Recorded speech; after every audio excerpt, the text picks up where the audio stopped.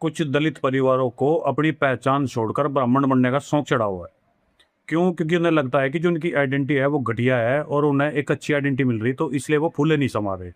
लेकिन एक बात उन्हें सोचनी चाहिए कि ये जो तुम्हें आइडेंटिटी मिली है हजारों साल से, तुम्हारा जो शोषण हुआ है, ये किया किसने है? दोस्त, इस बात को सभी जानते हैं कि भाई मनुवाद ने कैटेगरी बनाई, वर्ण व्यवस्था को बनाया और वहीं से जो है जातियां और उपजातियां जो है पैदा हुई। अब जो वर्ण व्यवस्था के वकील हैं वो कहते हैं कि जो वर्ण व्यवस्था थी वो जन्मजात नहीं थी, वो कर्म आधारित थी।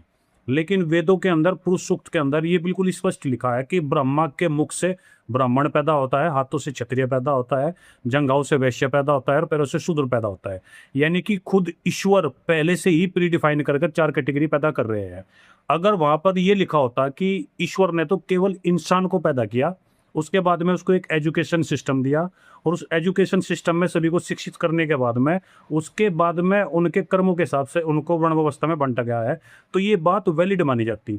लेकिन ईश्वर पहले ही कैटेगरी बनाकर भेज रहा है। इसका सीधा मतलब ये है कि ये जो व्यवस्था थी वो कर्म आधारित नहीं थी, वो जन्मजात थी।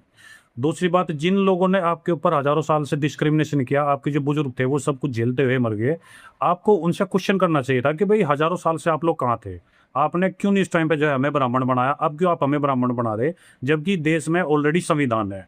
ये बात ठीक इस तरह है जैसे एक व्यक्ति पूरी रात सर्दी में मर गया, उसे किसी ने रजाई नहीं दी, लेकिन जब सुबह होगी, धूप निकल गई, तब उसको रजाई दी। अब वो फूले नहीं समा रहा, जबकि उसको ये चीज समझ में नहीं आ रही कि भाई तू पूरी रात ठंड में मरा किसकी वजह से।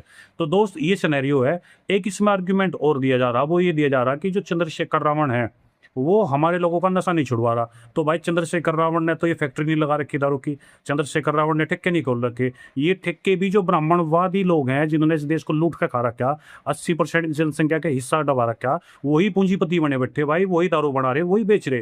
तो तुम्हारी ऐसी की तैसी वही लोग कर रहे और उन्हीं लोगों का तुम गुणगान कर रहे। तो अगर मैं तुम्हारी जगह होता तो भाई मैं तो सीधा स्पष्ट कहता कि भाई मैं अपनी आइडेंटिटी छोड़ने को तैयार नहीं हूँ।